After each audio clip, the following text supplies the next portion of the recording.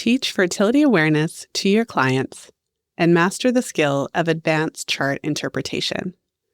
Learn to support your clients through their cycle irregularities and hormone imbalances with confidence. Our Fertility Awareness Mastery Mentorship is now accepting applications for our next class in January 2026. Head over to fertilityfriday.com/famlive to apply today. That's fertilityfriday.com/FAMMLIVE. This is the Fertility Friday podcast, episode number 593.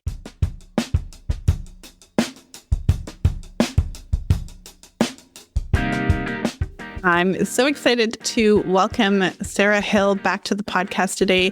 In today's episode, we are talking about her new book, The Period Brain, and it is absolutely not just another period book. She delves into the science and really important issues, as we'll touch on in today's episode, behind why women tend to feel so bad for half of the cycle.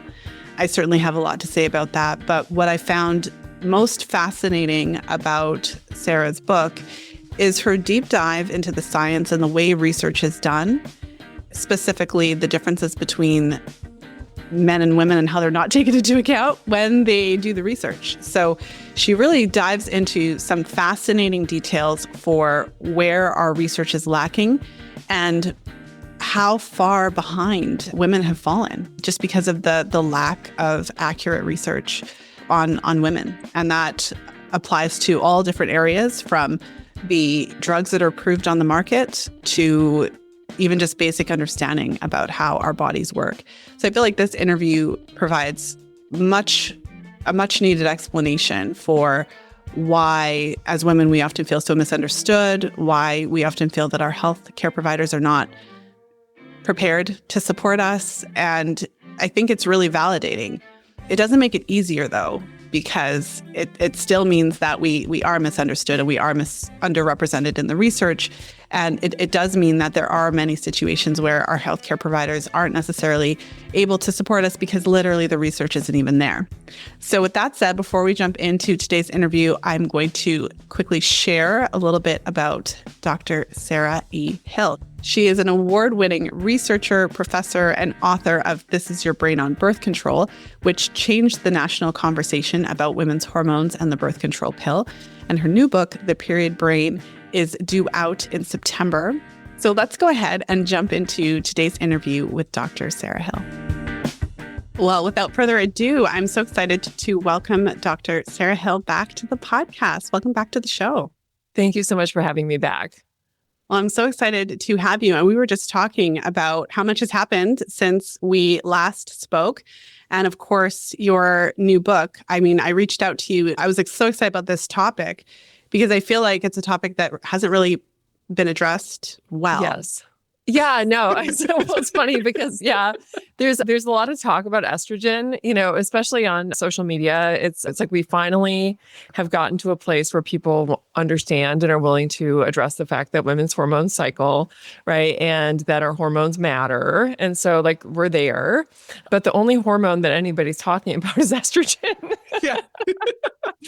And so I wrote this book because it's like, we know all of these like wonderful, fantastical, functional things that estrogen does. Like, estrogen increases at times in the cycle when sex can lead to conception. And because of that, we feel so sexy and alive and partners find us maximally attractive and all of these things. And isn't it great? And then it's like, and then there's progesterone. And it's like, oh, yeah. And then there's that other hormone in that other cycle phase. But it's like nobody really talks about it. And like, what is that also serving a purpose? Like, what does that hormone do? Like, and so I really got interested in trying to understand this, what I always like refer to as like the dark half of the cycle, right? It's the dark half of the cycle, both because nobody knows about it, because nobody talks about it. And it's also the dark side of the cycle because it's a time that a lot of women don't like the way that they feel. And so I wanted to get and sort of unpack, like, what is this hormone progesterone actually doing? right? And might some of these things serve a purpose? And then also, why is it that we feel terrible? And so that's what the period brain is like really all about. It's trying to uncover this like dark half of the cycle and try to better understand what it is that our body is up to. And then also how we can minimize some of the psychological turbulence and physical turbulence that women experience during this time. Well, I was really excited to see your take on it. I mean, I really loved the approach that you took in your first book. This is Your Brain on Birth Control. I mean, it was, I love the way that you really delve into the science behind it, because it kind of cuts through the noise. It's not just about what people are thinking about it or what they are saying about it. And then it's interesting because when you broach some of these topics, there's a lot of people who have, I don't know, whether it's just a lot of negative opinions about it or they kind of don't like you questioning these things or whatever it is. But when you just give them the actual science, I feel like there's not much else that can be said about it. Right. Yeah. Well, it's funny because there is a lot of people with very strong opinions about the birth control pill and whether it's good or whether it's bad. And yeah, and I do think that I came in and the message is like, it's good and bad. And it's all about understanding the trade-offs and then figuring out where you land. Because I mean, whenever I've approached a research topic, whether it was a birth control pill or in this case, it's just women's cycling hormones, it's never been with some sort of an end in mind about what I think other people should be doing. It's always been something that I've approached as like a scientific curiosity and trying to like uncover all of that. And I think that in the process of that, and then just presenting the information to people, I think that people are able to take that information and then use it in whatever way best serves their own needs. And that's my goal, right? It's like I'm a university professor. I spent my career teaching people. And that's really what this is it's like an extension of my educational outreach. And because of this, I think that it does cut through the noise because it's not, here's how I think you should be living your life and here's what you need to be doing. And instead it's like, hey, here's some information for you and like Godspeed. I love that. And I love that you focused on progesterone. So, I mean, that hits for me because my kind of first foray into that realm was through the work of Jerry Lynn Pryor with progesterone and bone formation. Yes. And it's unreal when you actually read the research about bone formation because it is all about estrogen. And nobody talks about progesterone at all. And even how they define HA as an estrogen deficient condition, which is true, but it's like, but there's no progesterone either. Right. No, well, it was so crazy. So I love her. I think that she's such a firecracker of a human being. I mean, she's so smart and so energetic. And she's been beating this drum for years, saying, hey guys, like we have 2 primary sex hormones, not just one. And so I just learned, so I wrote this book and it's coming out at the end of September. And so I've been like deeply steeped in progesterone. And one thing that I just learned was that in hormone therapy, that when people are being given biologically identical hormone therapy, that they're usually only given progesterone if they still have a uterus. And the idea is that it doesn't matter if you don't. And so women who are put on hormone therapy, if they've had a hysterectomy, aren't given progesterone because there's this idea that with progesterone, that the uterus, and I stole this from Jolene Brighton, it's like one of the funniest things I've heard, and it's so smart, is that they're treating the uterus like Vegas, right? And they think that like what happens there stays there, which is not. It's a progesterone, just like estrogen, influences all the cells in the body. And the idea that we've somehow have this like idea that it only matters if you need to thin out the cells in the endometrium is just completely nuts. And it goes to show how much of a short shrift progesterone has been given. And as you noted, like with bone formation, it plays a really important role. Dr. Pryor has shown in her research that if you just give women micronized progesterone, that can be just as palliative as estrogen for treating hot flashes and menopause and perimenopause, and is so much safer than estrogen because there's a lot of women who can't use estrogen either because they have thrombotic risks. So women who have risks for strokes and blood clots are oftentimes contraindicated against estrogen, or women who have estrogen receptor positive breast cancer oftentimes don't want to have them on estrogen, and they're not given anything anything.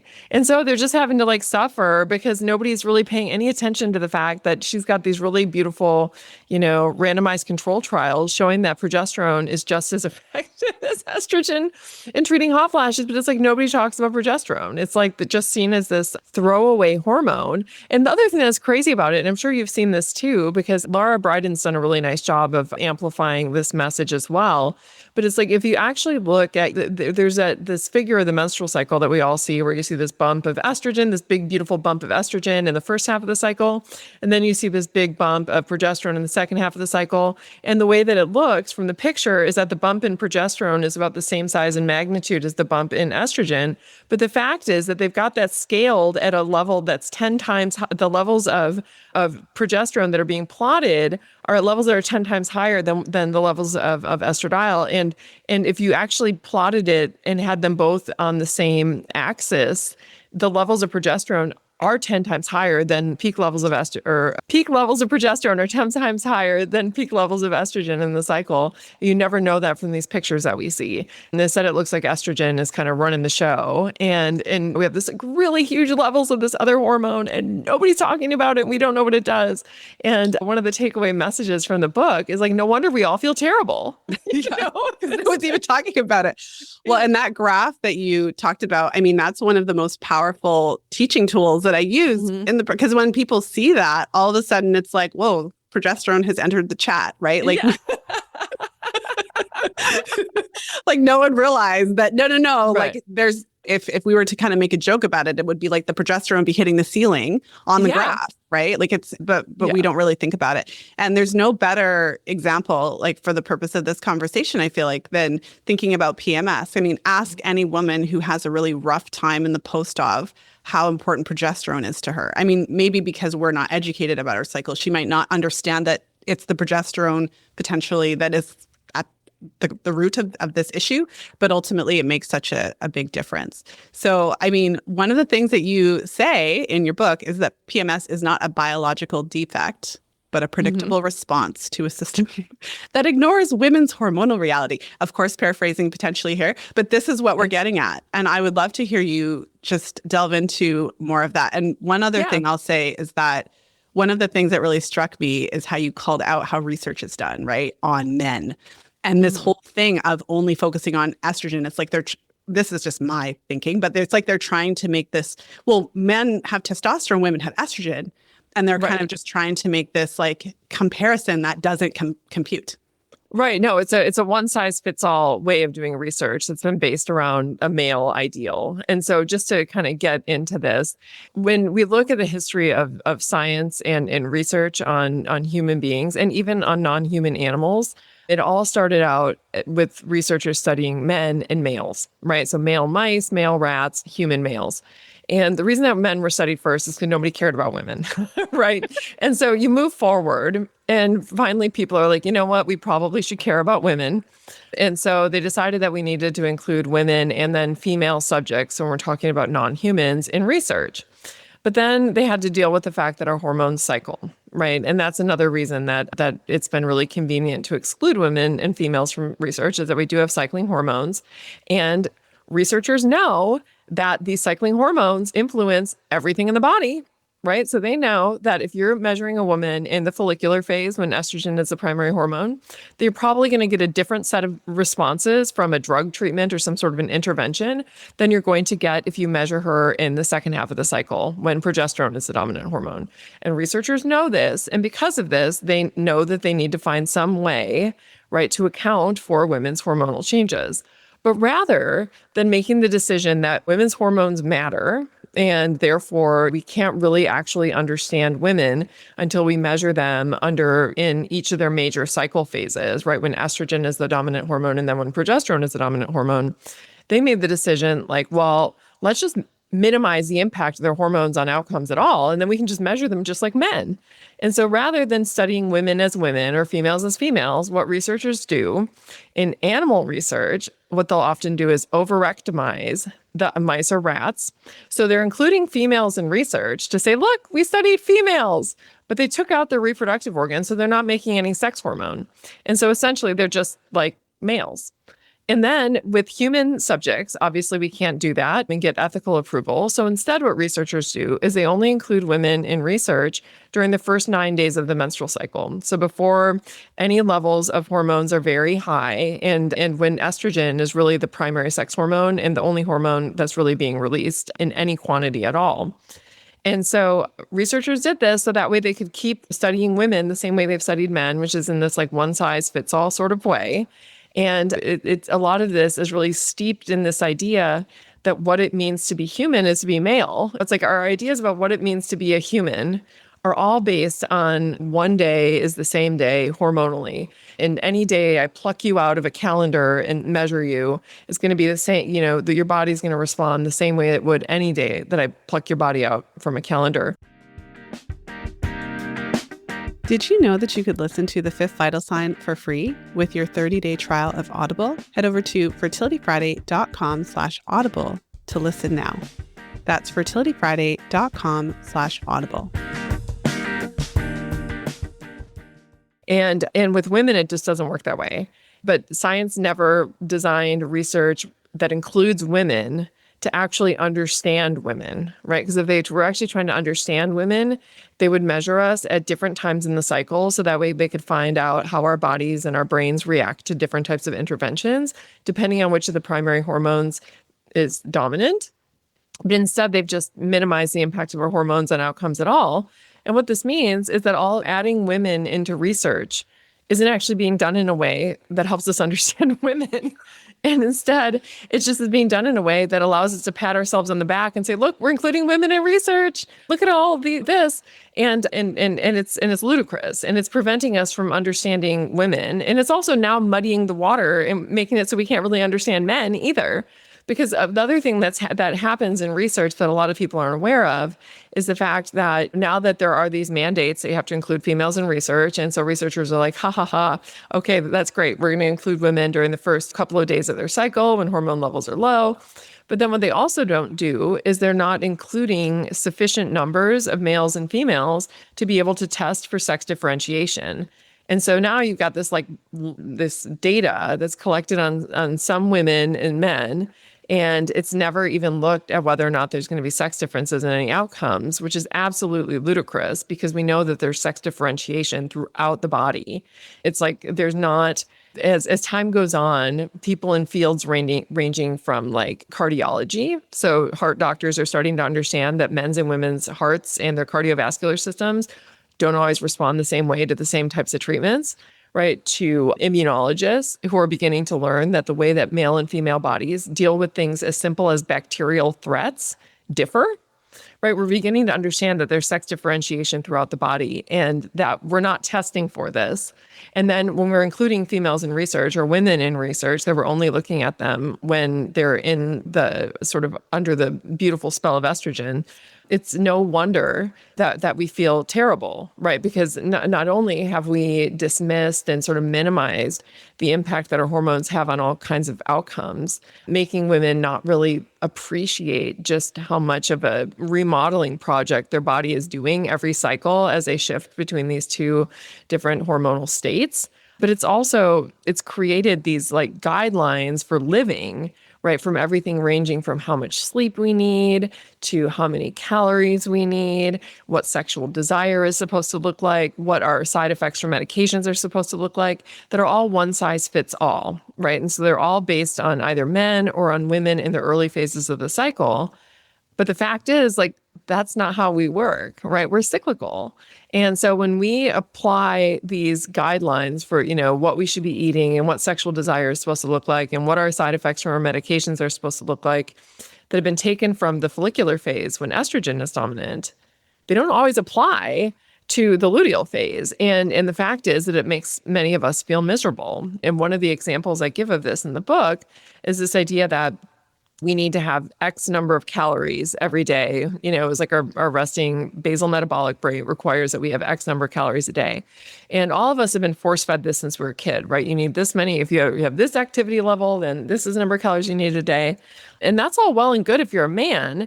But for women who cycle, your basal metabolic rate increases between 7 and 11% when you're in the luteal phase of the cycle. And that means that if you're somebody who eats 2,000 calories a day, you'll need between an additional 150 to 200 calories a day. Right. This is not something that women are told about. And the result of that is when they're following these like one size fits all set of nutritional guidelines that we've all been given, is that women are feeling hungry, tired, angry, having food cravings, and they see their kids' Halloween candy, right? And then they go crazy because they're hungry and they're not feeding themselves. And then they get mad at themselves, right? And then there's this whole narrative that so many women develop over the experience of being given guidelines that don't fit their bodies, where women have this idea that their body is the enemy, right? And that their body is the thing that's standing in the way between themselves and meeting their goal, because they don't understand why their body is working against them. And they don't realize that they're working against their body by doing what they're told they're supposed to be doing. And it's because all of us have been told, like, this is what it means to be human. You need this many calories a day. This is what, like I said, this is what sexual desire looks like. This is what your medication side effects look like. This is what the symptoms of your chronic illness look like. And for women, it changes across the cycle. And so most of us feel crazy about half the time because the way that we're responding and our body is responding to things isn't the same every day. And we really need to wrap our arms around that idea and get comfortable with the fact that our hormones matter, which is why I love the work that you're doing. I love the work that other people in the space are doing. It's like, it's about time that we have this awareness of how important these things are.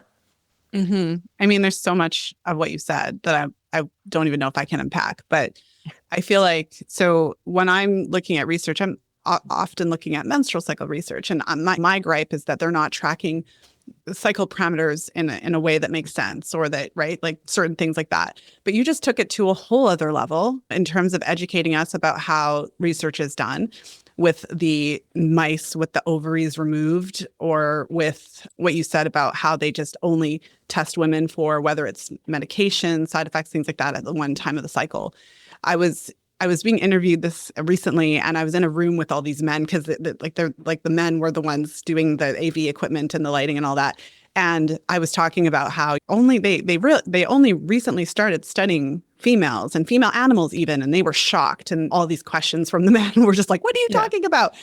But it's like it's lip service only, based on what you're saying. And I'm still there. When you said that really hit and resonated. And it's just so deep and vast how little we know.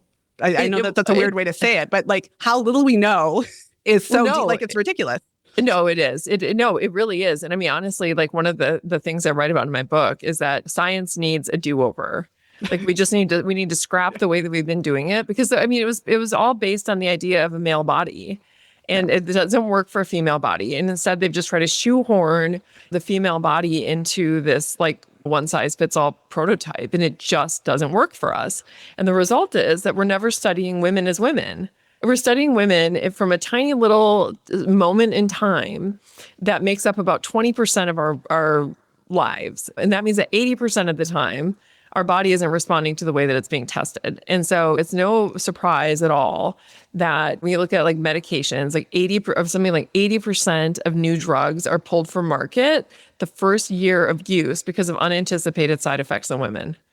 80%. Uh-huh. And so, I mean, that means that anytime a new drug comes out and you're trying it as a woman, you are like, you don't know it, but you're part of a trial, because they're just like throwing it out there because it got approved, because the studying women in this really tiny moment in their cycle didn't respond poorly to it. But the fact is, our bodies metabolize things differently across the cycle. Metabolism changes, our immune system changes, our inflammatory processes change. I mean, there's a million things that we don't know. Nobody's even thought to test some of these things. Like, for example, we know that during the luteal phase, that progesterone, because it's immunomodulatory, it shifts us from a pro-inflammatory Th1 type of immune response to a more anti-inflammatory Th2 type of response.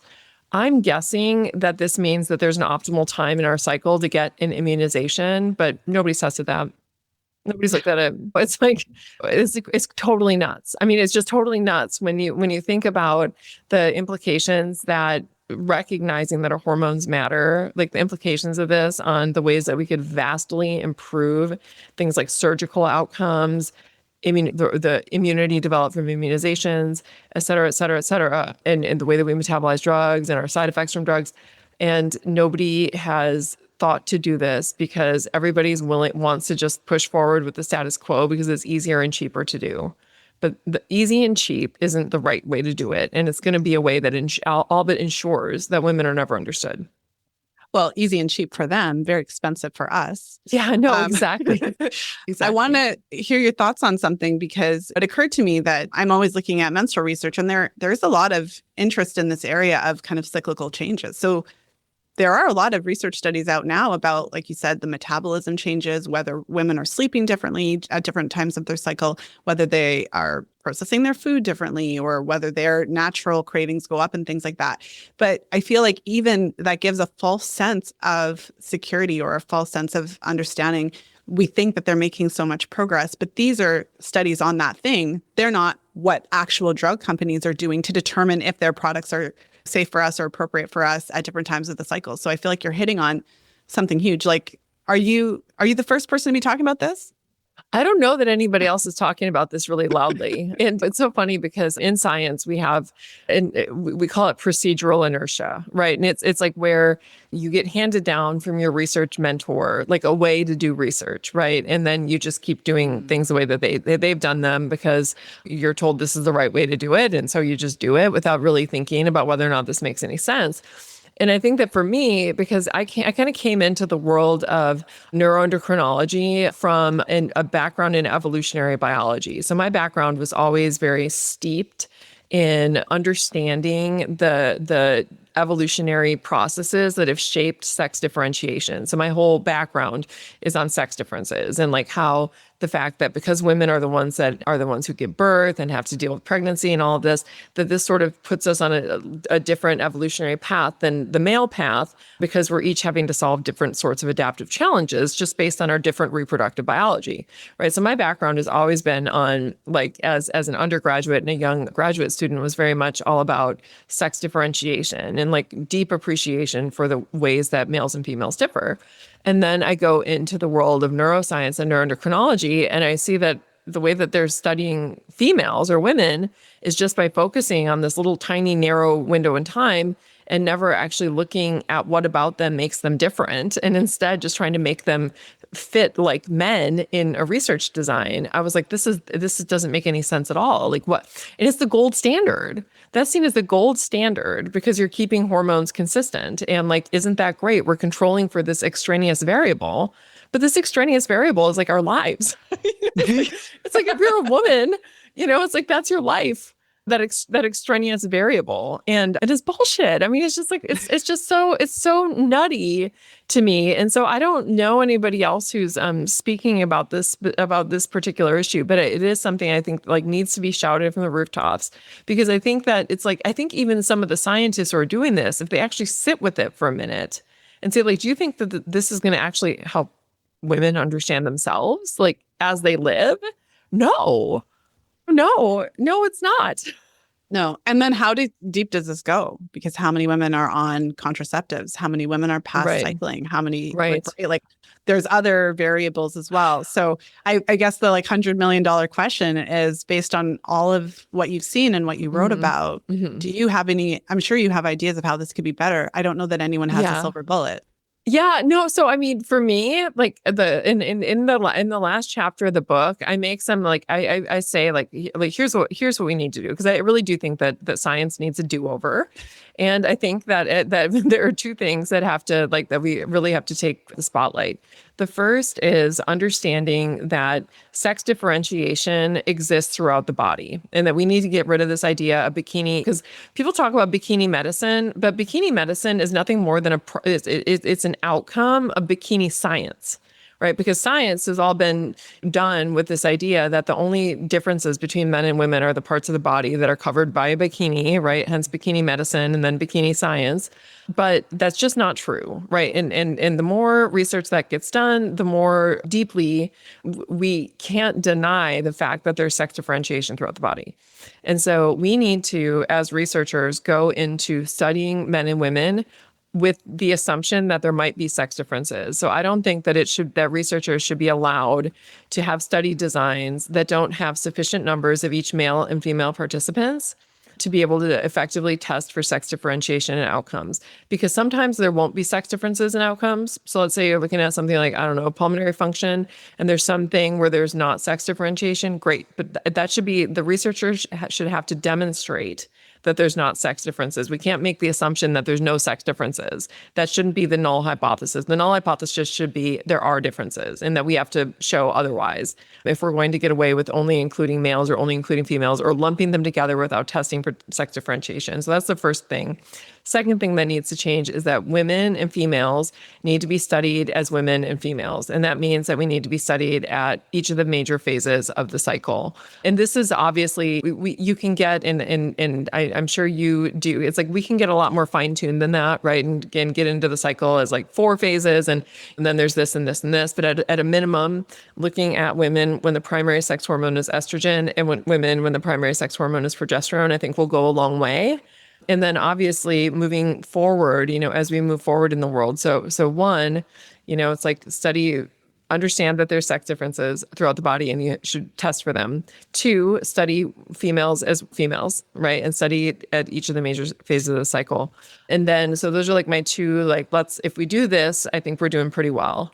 And then as we move forward, I think because women we're a moving target. We also have pregnancy, lactation, perimenopause, menopause. We need to really start to understand the limitations of our understanding of women when we're not studying them in the different phases, right? Like of life. And so eventually, I think that we also need to, with some of the things that we're testing, if we're interested in an intervention, and especially if it's an intervention for menopausal women, then we need to be studying menopausal women. Obviously. Yeah. Or not so obvious, apparently. Yeah, no, not so obvious, because it's like, even with things like, they'll test things on women, like cycling women, and then tell pregnant women that these things are fine because they don't go through and usually the way that they make that determination is whether or not it goes through the placenta. But it doesn't consider the fact that the pregnant woman herself is a different version of herself, right, than she is when she's not pregnant. And so determining whether or not something is a good idea for a pregnant woman to be taking, the only litmus test shouldn't be just whether or not it passes through the placenta, right? It's also that her body is different. And is it safe for that body? And these are questions Well, and the hormone levels during pregnancy are just not the same at all. Huge, yeah, no. Wildly higher. Yes, much higher. And yeah, and again, it's changing your body at the same time. I know people refer to perimenopause as like the second puberty. I refer to pregnancy as the second puberty. Seriously. Because your body literally changes. I mean, I got new breasts, like your brain is different, like, right? And then you got a totally different situation going on. There's even research on how it can rejuvenate the cervical crypts. Like it's just a whole situation. Yeah, no, your body goes under like a major remodeling project with pregnancy, and it changes you forever, as noted. Yeah. And in fact, there's this I have to tell you about this. I know you're going to love it because it's really cool research. But there's this idea out there, because you know that women get like their rates of autoimmunity are just like through the roof relative to men. And there's this hypothesis out there that I think is so cool. And I think that it's spot on. And it's essentially the pregnancy prevention hypothesis, and it's like, or the pregnancy hypothesis.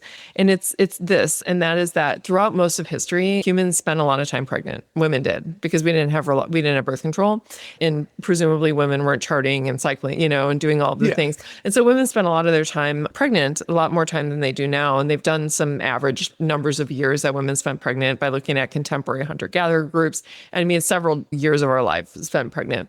And there's this idea out there that because progesterone is like this very powerful anti-inflammatory immunomodulatory hormone, that one of the reasons that we may be seeing such a high rate of autoimmunity in contemporary women is because we're not pregnant so much, and that we no longer have this brake pedal that was being pressed on our immune system for all of these years that we spent pregnant. And the result is that we have this unchecked pro-inflammatory type of an immune response, which could be contributing to the really high rates of autoimmunity that we see today, which I think is a really interesting hypothesis. And I also think what's really interesting about that is that, especially for women who are on the pill, they don't get to experience progesterone. They just get those synthetic progestins, which are not the same thing, and they don't have these same beneficial effects in the body.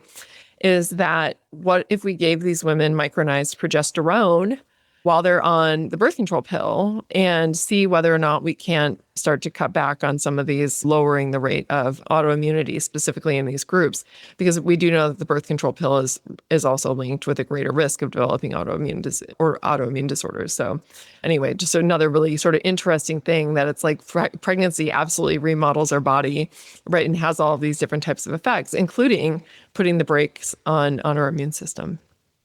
Oh my goodness. I mean, that is so fascinating. And to add more to that, for women who aren't cycling, who aren't pregnant all the time, how many of them are actually getting optimal progesterone? I feel like this brings us back to the topic of PMS. I mean, I spend my days observing charts and, you know what I mean, kind of looking at it through a different lens. And what you can see when you're looking at these symptoms through the lens of the chart is that there's often signs of low progesterone, whether it be short luteal phase spotting, whether it be lower temperatures or a sharp drop of a temperature too soon or whatever it is, that coincide with a lot of these PMS symptoms. So then from that perspective, like to add more to it, even the women back in the day who were not pregnant all the time, they probably had more stable cycles. They probably, maybe the environment was a little bit less stressful for them. And maybe they were able to actually just live their lives through having sufficient progesterone in the luteal, and maybe that also had some level of protective effect.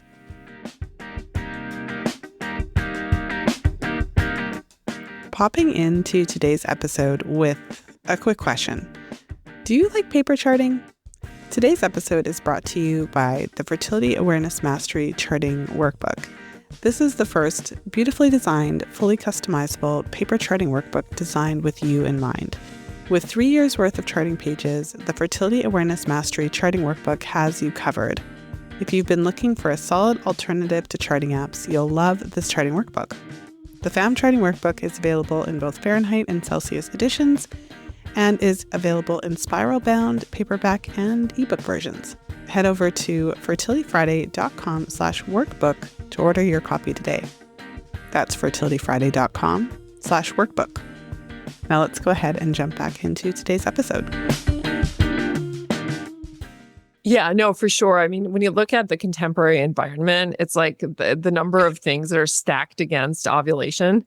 I mean, it's pretty profound. And I write about this in my book, but I found in my own research, because we do this cycle research, we're looking at the effects of women's cycling hormones and on their different types of psychological and behavioral outcomes. And when I first started doing this research, and we would have women in, and it was only women with regular cycles, right? So who and felt pretty confident that they were ovulating regularly, and they were all healthy weight, et cetera, et cetera, et cetera. And we would be studying these women in the lab, and we would get failure to ovulate in about 30% of our sample every single time that we were measuring it. And these women's cycles look normal, right? Like, so they're the same, they're not skipping a day, or they're not too long, and they're not too short, and they're just not ovulating. And that's crazy, 30%. And when I talked to my colleagues, because at first I thought we were just doing it wrong. I thought that maybe we were like messing up something. And I talked to my colleagues who study the same thing, and they find the same rates. It's about 30%. And I mean, and that's insane. And it's like you noted, I mean, it's like stress, social isolation, right? All of like these types of things, not getting enough sleep, not taking care of your body, not eating enough. These kinds of things can lead to these failures to ovulate, which then you don't get all of the really wonderful benefits of progesterone across the cycle. And that also is associated with worse mood outcomes. Well, I'm so like, I feel like there's 100 directions we could go in. I mean, what are the implications then for your average woman who just feels like her period sucks? There's still, I think we've come a long way. It's been just amazing to see how the conversation has shifted around the menstrual cycle over the past 20 years. I keep asking, how old am I? But it's really interesting because when I first learned about charting and about cycle tracking, no one was talking about it. There was no such thing as a podcast, right? There was none of this stuff going on. Right. There was no social media either. But things are so different now. Like people are talking about it. Women are kind of putting it out there. But my question would be like, are people feeling better? Well, no. I mean, I think that when women start to learn the stuff, I do think that it helps everybody feel better. I think there's a lot of people who are still feeling pretty bad. And I think that the answer to those women is just like understand what your body is doing. And so one of the reasons that I wrote the period brain is I really wanted to understand what is the body up to in the luteal phase? Like why is it that we experience some of these experiences that we all have that make us feel less than ideal? And so understanding what your brain and your body are actually trying to do as your body is shifting from a state that's optimized for sex and conception and then switching into a state that's optimized for implantation and pregnancy. The body does undergo a little mini remodeling project every single month as it goes between those two states, and understanding what your body is doing and why it has the experiential effects that it can. So like, for example, I explain some of the things that go on in the brain that can lead to kind of low-key feelings of lack of motivation, right? Because we do get our brain changes the outside world to seem less rewarding to us. So that way we're not chasing rewards all the time, because we do need to conserve energy. It's a very metabolically expensive time in the cycle. Our body is remodeling tissue, which ends up being an incredibly expensive thing to do. And so our body is oriented toward energy conservation at this time, making us sleepier, making us less sort of outwardly facing, turning our energy inward. And understanding some of these things are the changes in sexual desire that many women experience in the luteal phase, which is when sex becomes less about like this sexy act that you have to have, and instead becomes something that is a tool of connection. And so it's like serving a different set of motivations, which means that it's also going to impact relationships. Educating yourself about what all of that is. And I think I do a pretty good job of, I lay all of that out in the period brain in the new book. And then also understanding that there's a lot about our current environment that is eroding our sort of resilience to hormonal changes, right? So as you and I talked about at the beginning of the hour, the luteal phase is this time of just intense hormonal change, because I mean, you have these huge rises and falls of progesterone that are, again, like 10 times higher than the levels of rising and falling of estrogen in the first half of the cycle. And you're also getting a rise and fall of estrogen in the second half of the cycle as well. And so it's this time of huge hormonal change. And for most of history, we lived in a way where we had a lot of resilience to any type of internal or external stressor. And that's been eroded by our modern environments, right? There's a lot of things that erode at our resilience or the resilience of our cells to be able to quickly adapt to internal changes. And given that you have all of these huge hormonal changes, and with these hormonal changes come changes in neurotransmission. So just for example, we know that progesterone, when it gets broken down in the body, turns into this really lovely metabolite called allopregnanolone. And it has this really nice relaxing effect on the brain. And it can be very kind of almost soothing. It's like this like really nice hormone. But when it's going up and down and your cells aren't able to adapt to those big changes of up and down, it can feel really terrible. Because imagine that you're a neurotransmitter and you're getting bathed by this like inhibitory relaxing effect, and all of a sudden it's gone and you're like trying to find it and everything feels crazy. That's a lot of what's happening because of the ways that our environment has minimized our cells' plasticity and ability to quickly adapt to different types of hormonal and different types of neurotransmission changes.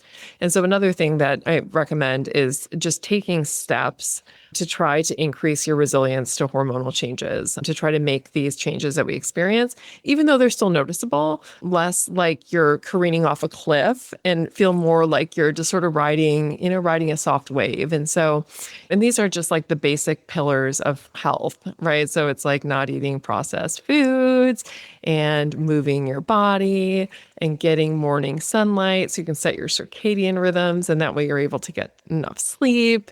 right? Listening to your body when it's telling you it needs sleep and rest, to be able to take that time to restore, having a community around you, which is one of these things where I think that, like, on one level, I think everybody knows that stress is bad for them. Like, if you ask people, like, hey, is stress good for you? And they'll say, no, it's not. And so we all know that, but I don't know that most people know just how bad it is. I mean, just in terms of like the way that it erodes at our hormonal health, and the way that it erodes at our ability to and resilience to things like hormonal changes. Because when we don't have a village, like if we don't feel social support and we don't feel safe, like that's going to interfere with ovulation, because our bodies don't like to ovulate if they don't feel like the world is a safe place to be able to have a pregnancy.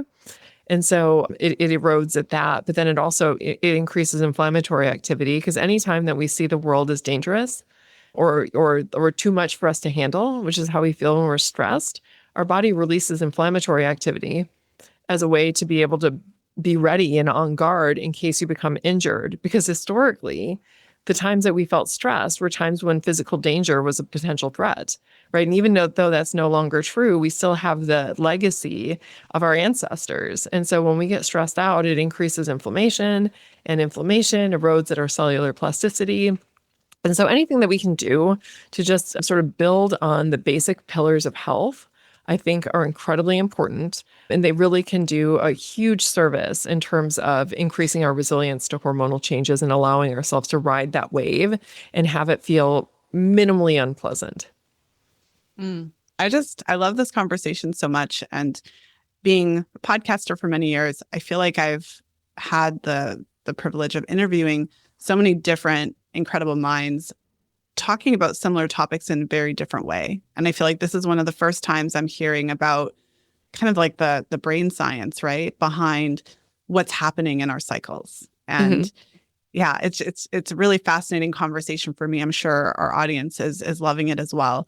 And I mean, I think it's amazing. And in some ways, it almost makes me sad that we have to do this much to be heard. Right? Yeah. Like women have been saying these things in different ways for so long, but we really do need the researchers to pull the science on it and to call it out so that we can actually get something done about it. Yeah, no, I think that it's sad. It's sad that it takes, that it takes somebody having to come and pull out a chart and a list of references for people to listen, because it's like, yeah, this is the stuff that women have been talking about for years.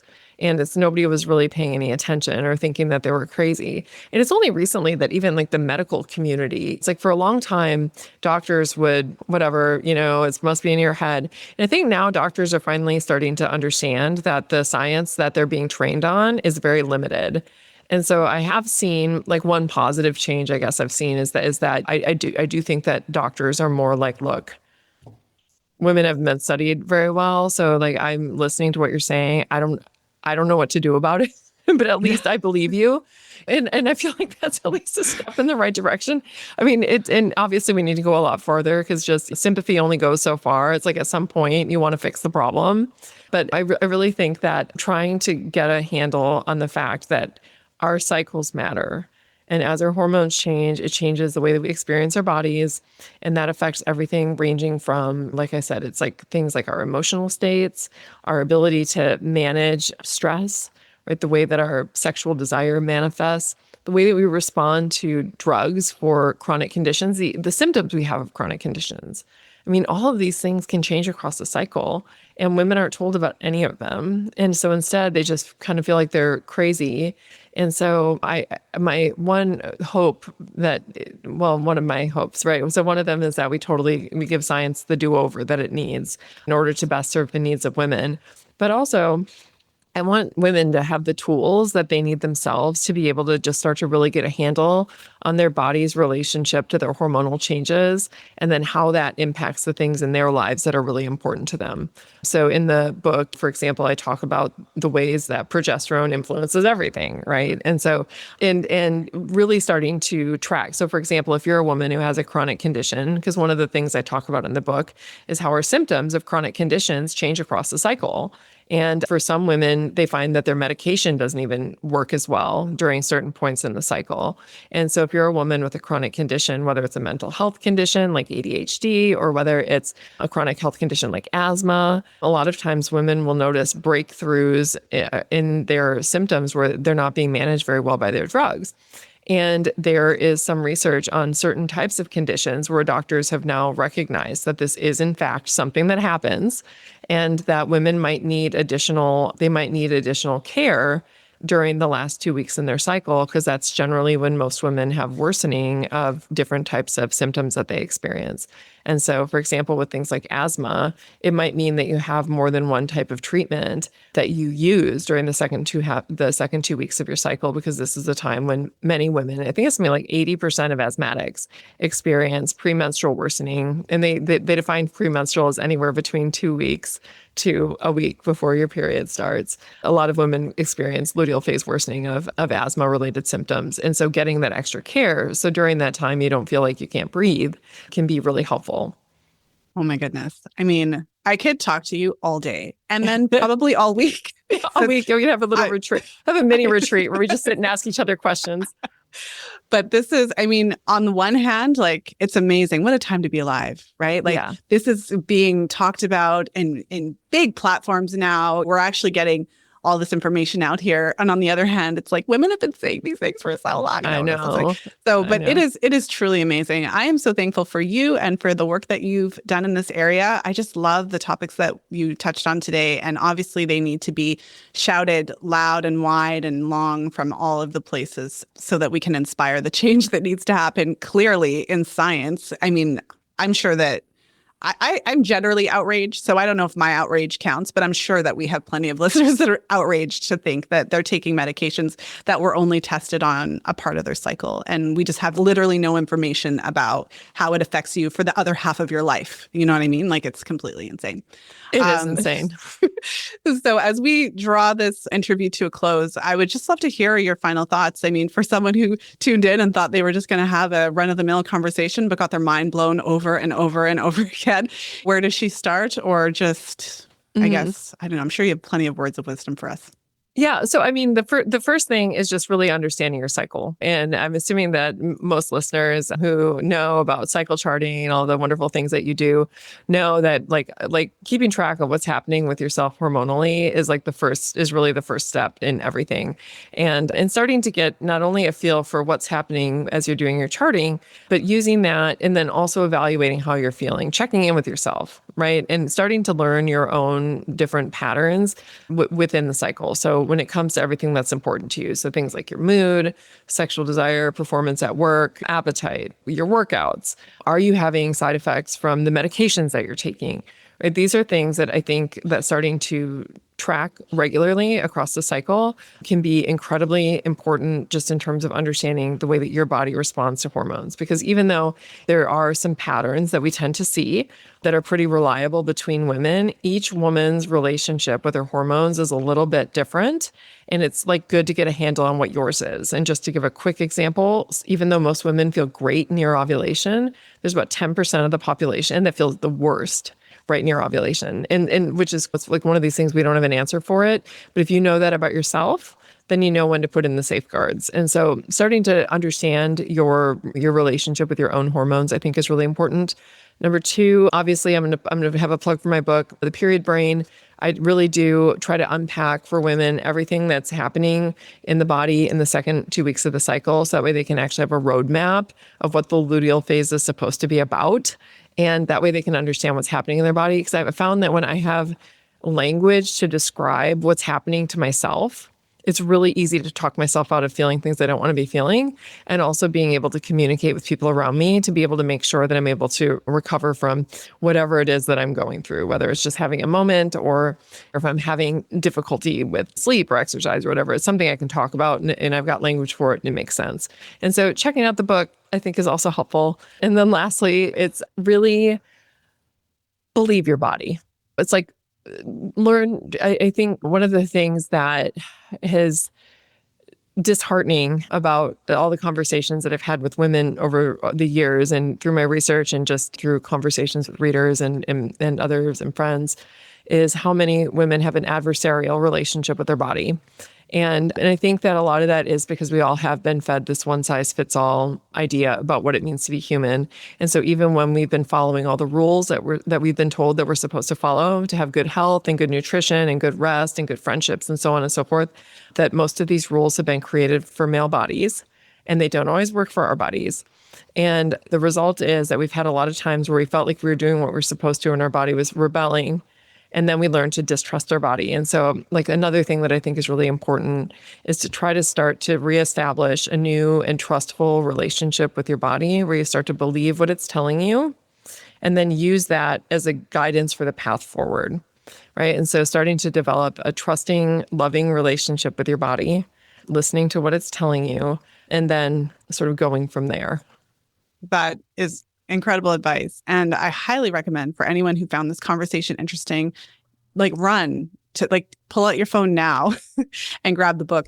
And one of the reasons I'm saying that as well is because, Sarah, your approach to writing and research is just very different. So even if you've read a whole bunch of books on the menstrual cycle and those types of things, you're not getting that same book. This is a very different approach. And I feel like you never disappoint with your the rigor, your approach, and your creative mind. I love that you're thinking about these things and you're wanting to figure out why, and you're doing it, right? And that's what makes your books very unique, very interesting, very informative. And I really mean that because I've seen a lot of books come across my desk, right? I'm guessing that's true. Yeah. So this definitely isn't just your regular, but you can tell by our conversation, these are topics that really haven't even been broached. So, I mean, just congratulations. I'm so thrilled to be able to support you in getting the word out. Thank you so much. It's always such a pleasure. I have so much fun talking with you, Lisa, every time. You too. Likewise. I hope that you enjoyed today's interview with Dr. Sarah Hill. I obviously was fascinated and really enjoyed the conversation. I feel like you can tell just by my responses. And it's not every day that I'm faced with brand new information, brand new research, and even just a brand new way to understand some of the holes that seem to exist in our healthcare system as it pertains to women.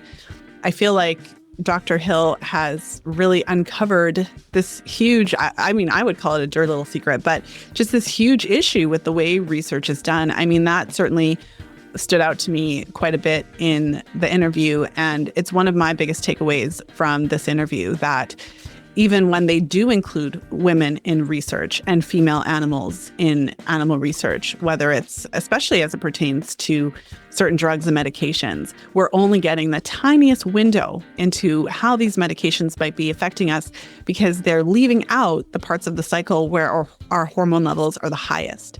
So they're not testing for these medications before ovulation when our estrogen levels are really high. They're not testing in the post-ov when our progesterone is significant.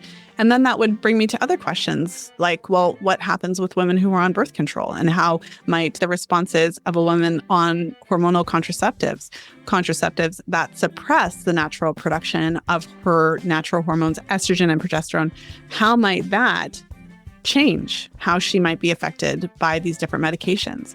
And as Dr. Hill touched on, how is it then different at different times of the life cycle? How is it different during pregnancy? How is it different during lactation? How is it different in, premenopause? How are our hormones affecting the efficacy of the medications that we're taking? And what are the implications of that? And so it's a really profound way to look at it and to really kind of look at this issue. And then when you add in also the way that we live our lives and the different societal pressures, the stress, and this kind of invisible expectation that we move through society like men, when we add that all together, it does make sense why so many women are struggling, and why, one of the biggest challenges that we have is trying to understand what's happening with our hormones. So this was definitely an enlightening conversation for me, and I hope that you enjoyed it as much as I did. I feel that this episode is definitely one worth sharing. So if you could think of someone that would benefit from hearing today's episode, you can share the episode at fertilityfriday.com/593. You'll also find the links there to Dr. Hill's books and any of the other relevant information that we talked about today. So with that said, I hope you have a wonderful weekend whenever you're tuning into the show. And of course, as always, until next time, be well and happy charting. If you're loving the podcast and you're ready to apply fertility awareness strategies in your women's health practice, then I know you'll love our Fertility Awareness Mastery Mentorship. It's a 9-month immersive experience that will completely transform the way you work with clients, allowing you to not only teach fertility awareness, but to use the menstrual cycle as a vital sign and diagnostic tool in your women's health practice. Our next class starts in January 2026, so there's still time to reserve your spot. There's no other program like this offered anywhere. Transform your practice in 9 months. Head over to fertilityfriday.com/famlive to apply now. That's fertilityfriday.com/FAMMLIVE.